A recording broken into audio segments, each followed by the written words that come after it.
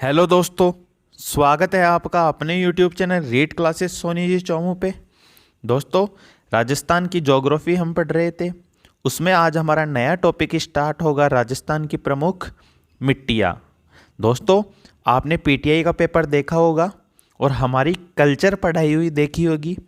एक single question बार नहीं था दोस्तों, एक सिंगल क्वेश्चन, चाहे वो दुर्ग से रिलेटिव हो या आपके आभूषण से रिलेटिव हो, सिंगल क्वेश्चन बार नहीं है। विश्वास नहीं हो तो पेपर का क्वेश्चन देखना और अपनी प्लेलिस्ट में जाके वो वीडियो देखना, आपको ज़रूर उसमें वो क्वेश्चन मिलेगा। ठीक है दोस्तों, अगर आप चैनल पे नए हैं तो चैनल को सब्सक्राइब जरूर कर लीजिएगा। स्टार्ट करते हैं आज का अपना सेशन, राजस्थान की प्रमुख मिट्टियाँ। राजस्थान में जो जो मिट्टियाँ पाई जाती है दोस्तों, उनका हम अध्ययन करेंगे। इनका पाश्चात्य जो वर्गीकरण है वो भी देखेंगे। सबसे पहले हम देखते हैं रेतीली मिट्टी। कौन सी मिट्टी? रेतीली मिट्टी। इसके उपनाम कौन कौन से हैं? बलुई मिट्टी, मरुस्थली मिट्टी या रेगिस्तानी मिट्टी। मतलब जो आपके पाकिस्तान से जो लगने वाले ज़िले हैं ना, या आपका जैसलमेर वाला, बाड़मेर वाला, तो इन जिलों में कौन सी मिट्टी पाई जाती है दोस्तों? रेतीली मिट्टी। अब भाई ये प्रदेश सबसे बड़ा है मरुस्थल वाला, तो सर्वाधिक मात्रा में पाई जाने वाली मिट्टी भी कौन सी है? रेतीली मिट्टी या बलुई मिट्टी। भाई यहाँ के कण क्या होते हैं? मोटे, तभी तो जल धारण कम करते हैं, यानी नमी धारण करने की क्षमता कम होती है। और ये सूखे सूखे रहते हैं, तो वायु अपर्दन भी सर्वाधिक कहाँ होता है भाई? रेतीली मिट्टी में ही होता है, यानी जैसलमेर में ही होता है। सर्वाधिक वायु प्रदूषण वाली मिट्टी कौन सी है? रेतीली मिट्टी। और होता कहाँ है? पश्चिमी मरुस्थल में। और जिला पूछे तो आपका जैसलमेर में। कहाँ पे? जैसलमेर में। इस मिट्टी में जो पालीवाल ब्राह्मण है दोस्तों, वो खड़ीक की कृषि करते हैं। किसकी करते हैं? खड़ीक की कृषि करते हैं। नाइट्रोजन व कार्बनिक पदार्थ की मात्रा कम और कैल्शियम की मात्रा क्या होती है इसमें? अधिक। पाई कहाँ कहाँ जाती है मैंने बता दिया आपको। वैसे तो जैसलमेर, बाड़मेर, बीकानेर, नागौर, पाली, जोधपुर, सीकर, चूरू और झुंझुनू। सीधी भाषा में बोलूँ तो पश्चिमी मरुस्थल प्लस कुछ प्रदेश आपका किसका आ जाता है? शेखावाटी क्षेत्र का आ जाता है। किसका आ जाता है? शेखावाटी क्षेत्र का, जिसमें आपका पश्चिमी चूरू, पश्चिमी झुंझुनू और पश्चिमी सीकर आ जाता है दोस्तों। तो ये थी आपकी रेतीली मिट्टी, जिसे बलुई, मरुस्थली और रेगिस्तानी मिट्टी कहा जाता था। दूसरी है भूरी रेतीली मिट्टी। वो आपकी केवल रेतीली थी, ये भूरी रेतीली मिट्टी है। इसका उपनाम है सीरोजम या घुसर मिट्टी। भाई इसमें क्या उगती है सबसे ज्यादा? दलहन। तो यह दलहन के लिए सबसे उपयुक्त मिट्टी है दोस्तों। यह अरावली के पश्चिम में पाई जाती है। और अरावली के पश्चिम में कौन कौन से जिले हैं आपको पता है? जोधपुर हुआ, नागौर हुआ, जालोर हुआ, वहीं पाई जाएगी ये।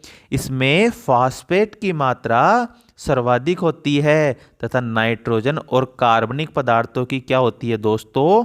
कमी होती है। कहाँ कहाँ पाए जाते हैं भाई? जोधपुर में, नागौर में, जालोर में और शेखावाटी क्षेत्र में। शेखावाटी क्षेत्र में। शेखावाटी क्षेत्र के पश्चिमी भाग में तो वो पाई जा रही थी, ये किस में पाई जाएगी दोस्तों? दक्षिणी पूर्वी भाग में।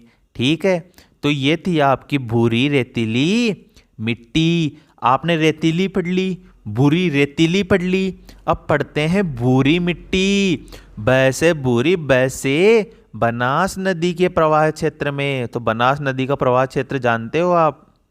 जानते हो ना, अजमेर, टोंक, भीलवाड़ा वाला, वही। और यह किसके लिए उत्तरदायी है दोस्तों? तो जायद की फसल के लिए।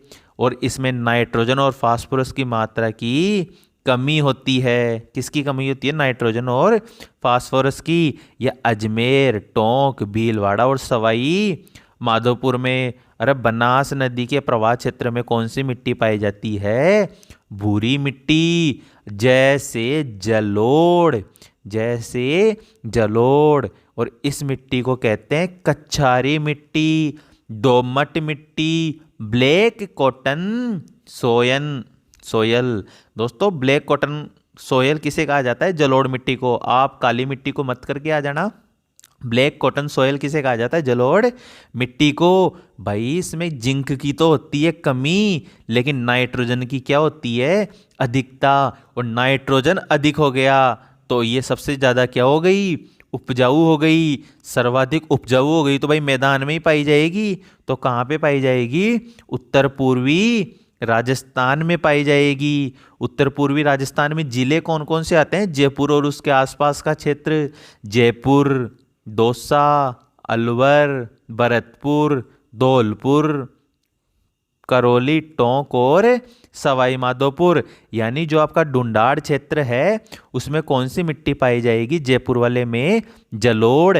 जैसे जयपुर और जैसे जलोढ़। आगे है काली मिट्टी, और काली मिट्टी आपके हाड़ौती प्रदेश में पाई जाएगी। इसे रेगुलर मिट्टी भी कहा जाता है। यह कपास के लिए उत्तरदायी है। कैसे याद रखोगे? कैसे काली, कैसे कपास। और इसके कण होते हैं बारीक और सूखने पर पड़ जाती है दरार। क्या पड़ जाती है? दरार। भाई किसके लिए उपयुक्त है? सोयाबीन, संतरा, अफीम, इन सब के लिए उत्तरदायी है दोस्तों। साथ साथ में जो आपके ये संतरा जो झालावाड़ वाला है, सोयाबीन, जो ये प्रोटीन के जो उत्पाद हैं उनमें जो मिट्टी है कौन सी उत्तरदायी होती है? काली मिट्टी। अरे भाई इसमें फॉस्फेट और नाइट्रोजन की कमी होती है, लेकिन कैल्शियम और पोटाश की मात्रा अधिक होती है। दोस्तों एक चीज़ आप ध्यान रखना, इसमें एल्यूमिनियम भी पाया जाता है। क्या पाया जाता है? एल्यूमिनियम। और साथ में पाया जाता है Fe। और इन दोनों की उपस्थिति के कारण ही इसका रंग कैसा होता है? काला होता है। ये हाड़ौती क्षेत्र के 4 जिले जैसे कोटा, बूंदी, बारा और झालावाड़ में पाई जाती है। काली मिट्टी कहाँ पाई जाती है? हाड़ौती के पठार में। आगे है लवणीय मिट्टी, और लवणीय मिट्टी के उपनाम है रेही या ऊसर मिट्टी। इसमें NaCl की अधिकता होती है। आप जानते हो लवण NaCl। और ये पाई जाती है आपके ऊपर ये गंगानगर वाला एरिया है ना, हनुमानगढ़, गंगानगर और उत्तरी बीकानेर। ठीक है, वहाँ पाई जाती है। और कुछ मात्रा में अपने जालोर क्षेत्र में भी पाई जाती है। आगे पथरीली मिट्टी। और पथरीली कहाँ पाई जाएगी? जहाँ चट्टान होगी। इसीलिए इसे पर्वतीय मिट्टी कहा जाता है। और दक्षिणी जो अरावली वाला क्षेत्र है, उदयपुर, सिरोही, अजमेर, अलवर वाला, वहाँ सबसे ज़्यादा पाई जाती है। दोस्तों ये कम गहरी होने के कारण फसलों के लिए अनुपयुक्त है। यानी यहाँ पे किसी प्रकार की फसल नहीं उगाई जाती है, बहुत कम मात्रा में। आगे है मिश्रित लाल पीली मिट्टी। इसमें लोहा अयस्क की तो अधिकता होती है। क्या होती है? अधिकता। और इसका निर्माण ग्रेनाइट, निस व सिस चट्टानों से होता है। लाल पीली मिट्टी चट्टानी वाले वो भाग है ना, उसमें पाई जाएगी। या आपके जैसे कोटा, बूंदी, बारा, झालावाड़ है ना, इसके थोड़ा सा ऊपर इधर है ना साइड में, उसमें जैसे करौली हुआ, कोटा हुआ, सवाई माधोपुर हुआ, भीलवाड़ा हुआ, अजमेर हुआ, तो वहाँ पे कौन सी पाई जाएगी? मिश्रित लाल पीली मिट्टी। आगे मिश्रित लाल काली। इसके थोड़ा सा नीचे की साइड में आओ आप, वहीं पे क्या पाई जाएगी? लाल काली। तो देखो आप तो काली मिट्टी का ध्यान रखना, कोटा, बूंदी, बारा, झालावाड़। ठीक है, उसके पास में आ जाओ तो लाल काली आ जाएगी। तो लाल काली डूंगरपुर, बांसवाड़ा, उदयपुर, चित्तौड़गढ़। इसके थोड़ा सा ऊपर चले जाओगे तो कौन सी आ जाएगी? लाल पीली। लाल पीली आ जाएगी कोटा, सवाई माधोपुर, भीलवाड़ा में। ठीक है, तो मिश्रित लाल काली मिट्टी कहाँ है? डूंगरपुर, बांसवाड़ा, उदयपुर, चित्तौड़गढ़, भीलवाड़ा में। यह मालवा के पठार की काली और अरावली की लाल मिट्टी से मिलकर बनी हुई है दोस्तों। आगे है आपकी लाल दोमट मिट्टी या लाल लोमी मिट्टी। इसका निर्माण कायांतरित चट्टानों से होता है और यह मक्का की खेती के लिए उपयुक्त है। तो लाल लोमी मिट्टी किसके लिए उपयुक्त है? मक्का की खेती के लिए। भाई इसमें लोहे की अधिकता और नाइट्रोजन का अभाव होता है। ये वहीं पाई जाएगी जहाँ पे आपकी लाल काली पाई जाती है, यानी डूंगरपुर, बांसवाड़ा, उदयपुर और चित्तौड़गढ़ वाले क्षेत्र में। दोस्तों ये अपने राजस्थान भारत के आधार पर वर्गीकरण हुआ। अब हम कृषि विभाग के आधार पर जो वर्गीकरण दे रखा है अमेरिका के, वो हम अध्ययन करेंगे और बहुत इजी है ये, मैं आपको बहुत इजी तरीके से बताऊंगा। कितने भागों में बांटा है इन्होंने? 5 भागों में बांटा है भाई। मिट्टी को कितने भागों में बांटा है? 5 भागों में। पहले मैं आपको ओरली मैप के हिसाब से बता देता हूं। मैप के हिसाब से है आपका एरिडोसोल्स। सबसे पहले है एरिडो। अब ये बताओ सबसे ज्यादा ऐंठ किस में होती है? सर शेखावाटी वाले क्षेत्र में होती है। तो एरिडोसोल्स कहाँ पाई जाएगी? सीकर, चूरू, झुंझुनू, नागौर और जोधपुर। मतलब यहाँ पे तो आपका शेखावाटी क्षेत्र आ गया, सीकर, चूरू, झुंझुनू। यहाँ पे आपका जोधपुर, नागौर, ठीक है, जोधपुर और नागौर। तो इस क्षेत्र में कौन सी मिट्टी पाई जाएगी दोस्तों? आपकी एरिडोसोल्स। सबसे पहले आप ध्यान रखना शेखावाटी प्रदेश, फिर जो आपके पश्चिम के 2 जिले हैं जोधपुर और नागौर, वो भी इसके अंतर्गत आते हैं। तो शेखावाटी वालों में क्या होती है? ऐंठ। ऐंठ का मतलब एरिडोसोल्स। आगे है एंटी, और एंटी अपनी किसके साथ है भाई? पाकिस्तान के साथ। और पाकिस्तान के साथ जिले जो कौन से हैं अपने? जैसलमेर, बीकानेर, बाड़मेर, गंगानगर। तो इन क्षेत्रों में कौन सी मिट्टी पाई जाती है दोस्तों? एंटीसोल्स पाई जाती है। इसमें ध्यान रखना जोधपुर और नागौर शामिल नहीं होंगे, क्योंकि जोधपुर और नागौर आपने एरिडोसोल्स में शामिल कर लिया है। इसे पीली बुरी मिट्टी भी कहते हैं। पश्चिमी राजस्थान में पाई जाती है। राजस्थान में सर्वाधिक ज्यादा मात्रा में पाई जाने वाली मिट्टी भी कौन सी है? एंटीसोल्स। तो एरिडोसोल्स शेखावाटी क्षेत्र में, एंटीसोल्स पश्चिमी राजस्थान में। तीसरी है अल्फी। अल्फी को पढ़ो कुल्फी, और कुल्फी सबसे ज्यादा लोग कहाँ की खाते हैं भाई? जयपुर के। तो ये आपके ढूंढाड़ क्षेत्र में पाई जाएगी, यानी कहाँ पाई जाएगी? जहाँ पे जलोढ़ मिट्टी पाई जाती है। कहाँ पे? जहाँ पे जलोढ़ मिट्टी पाई जाती है। स्थान है जयपुर, दौसा, अलवर, भरतपुर, करौली, ठीक है। साथ ही साथ इसमें दक्षिणी क्षेत्र भी आ जाता है थोड़ा बहुत, डूंगरपुर और बांसवाड़ा वाला, डूंगरपुर और बांसवाड़ा वाला, साथ में आपका जयपुर, दौसा, अलवर, भरतपुर, ठीक है। तो अल्फी खावे कुल्फी, कुण खावे? जयपुर वाला। आगे इंसेप्टिसोल्स। आप इसको सेप्टी क्रीम पढ़ो भाई। सेप्टी क्रीम पढ़ते हो ना आप, सर्दी में जाते हो कुल्लू मनाली, सिरोही, उदयपुर घूमने, हनीमून वून बनाने जाते हो ना, फिर आपकी त्वचा फट जाती है, फिर आप क्या लगाते हो? बोरो प्लस एंटीसेप्टिक क्रीम लगाते हो।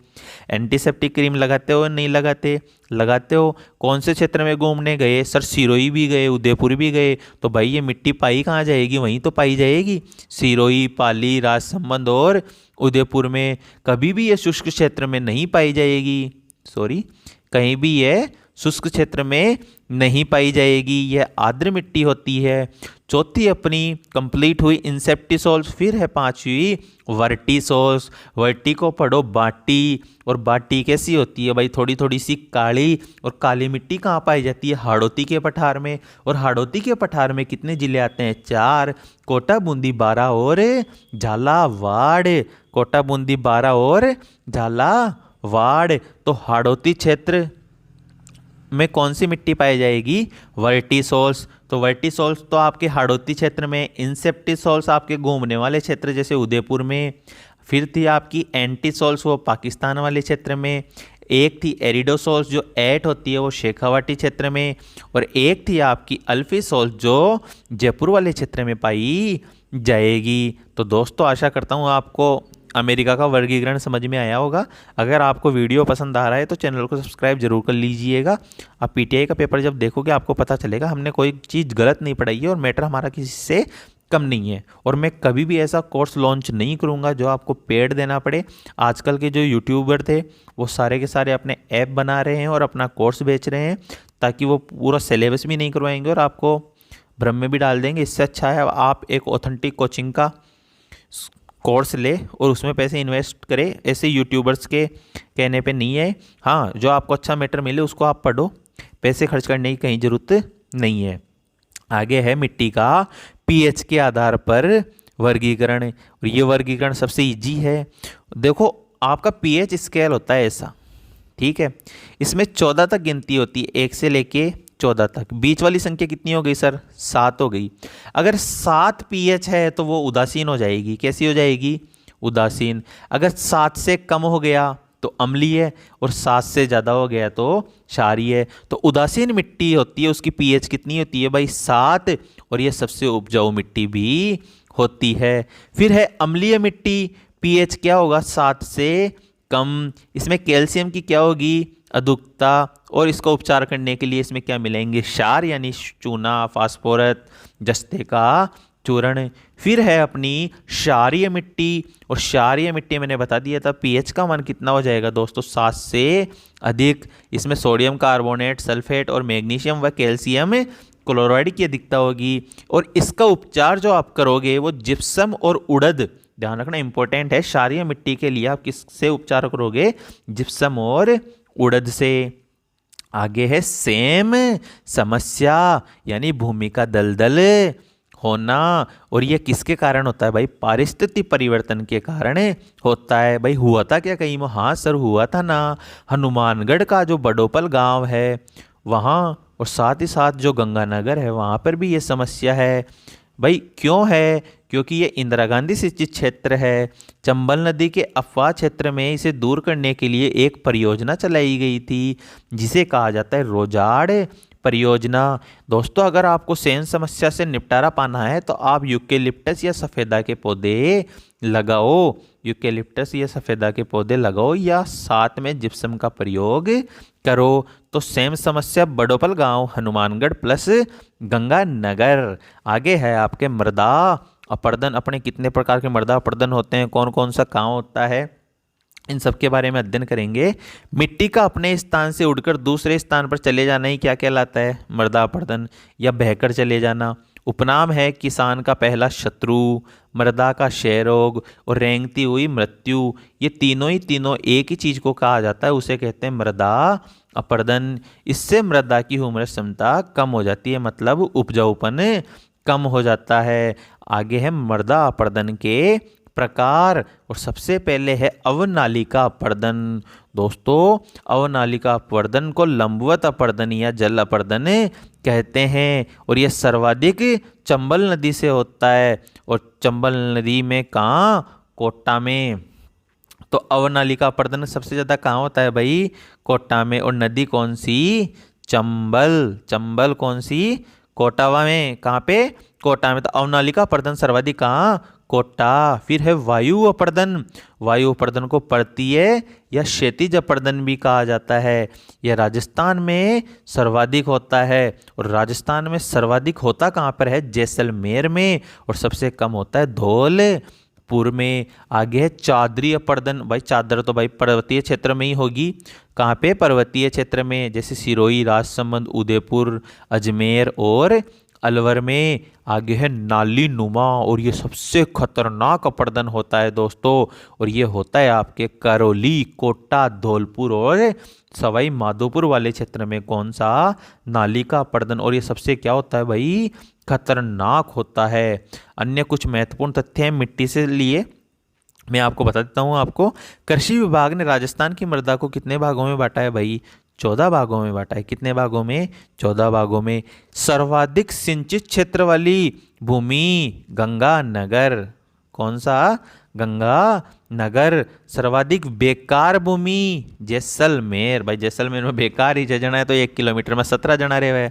सर्वाधिक पर्वतीय भूमि जोधपुर। भाई तभी तो सारे पत्थर के बने हुए मकान है वहाँ पे, तो पर्वतीय हो गई। सर्वाधिक व्यर्थ पठारी भूमि राजसमंद, मतलब पठार खूब बने हुए हैं राजसमंद में, तो व्यर्थ पठारी भूमि का है राजसमंद में, लेकिन बेकार भूमि का है जैसलमेर में। ये दोनों लाइन इंपॉर्टेंट है भाई आपके लिए, क्वेश्चन पुटअप कई बार हुआ है। केंद्रीय भू संरक्षण बोर्ड है जयपुर और सीकर में, लेकिन प्रयोगशाला है आपके जोधपुर और जयपुर में। तो बोर्ड तो कहाँ है भाई? बोर्ड तो कहाँ है आपका? जयपुर और सीकर, लेकिन प्रयोगशाला कहाँ है? जोधपुर और जयपुर। भारत में 142 डेजर्ट जोन हैं, जिनमें से 45 तो राजस्थान के अंदर है भाई। और खसरा भाई बीमारी है किसकी? भूमि की, यानी खसरा का संबंध किससे है? भूमि से। अब ये बताओ, आपको अगर सिंचित और असिंचित भूमि दे तो आप किसको रखोगे, किसको चाहोगे? तो सिंचित भूमि को। तो सिंचित भूमि को तो कहा जाता है चाही भूमि, और असिंचित भूमि को कहा जाता है बारानी भूमि। 12 पटक कौन ले लो असिंचित भूमि ने। अब तो बारानी भूमि। 56 का जो मैदान है उसमें क्रॉप मिट्टी पाई जाती है, और इसमें कौन कौन से जिले आते हैं? बांसवाड़ा और प्रतापगढ़। कौन कौन से जिले? बांसवाड़ा और प्रतापगढ़। भाई बाप बना होगा कभी कभी 56 का मैदान, तो बाप बाप याद रख लेना आप तो 56 के मैदान को, सही है ना। आगे कुछ समस्या है, तेलीय पानी की समस्या। राजस्थान में कहीं कहीं सिंचाई जल में कार्बोनेट की मात्रा अधिक होती है, जिससे तेलीय पानी की समस्या कहते हैं। तो आपको तेलीय पानी की समस्या कारण पूछ ले तो कार्बोनेट की मात्रा। मृदा स्वास्थ्य कार्ड योजना एक स्टार्ट हुई थी दोस्तों प्रधानमंत्री नरेंद्र मोदी जी के द्वारा 19 फरवरी 2015 को। कहाँ से भाई? सूरतगढ़ गंगानगर से। कहाँ से स्टार्ट हुई थी? सूरतगढ़ गंगानगर से। तो दोस्तों मिट्टी का टॉपिक हमारा कंप्लीट हुआ। हमने मिट्टी को एक वीडियो में पूरा करने की कोशिश की है ताकि आपका 3rd ग्रेड से पहले सिलेबस कंप्लीट हो जाए। आपसे रिक्वेस्ट है कि अगर आप चैनल पे नए हैं तो चैनल को सब्सक्राइब जरूर कर लीजिएगा। बहुत अच्छा मैटर हम आपके लिए लेके आ रहे हैं। विश्वास नहीं हो तो पीटीआई का पेपर देख लो, आपको पता चल जाएगा। जेईएन का पेपर देख लो, आपको पता चल जाएगा। आपकी जो लाइब्रेरियन 3rd ग्रेड की एग्ज़ाम लगी थी देख लीजिए, आपको पता चल जाएगा कि मैटर हमारा किसी से कम नहीं है। मिलते हैं आगे किसी नेक्स्ट वीडियो में, तब तक के लिए जय हिंद, जय भारत, राम राम सा।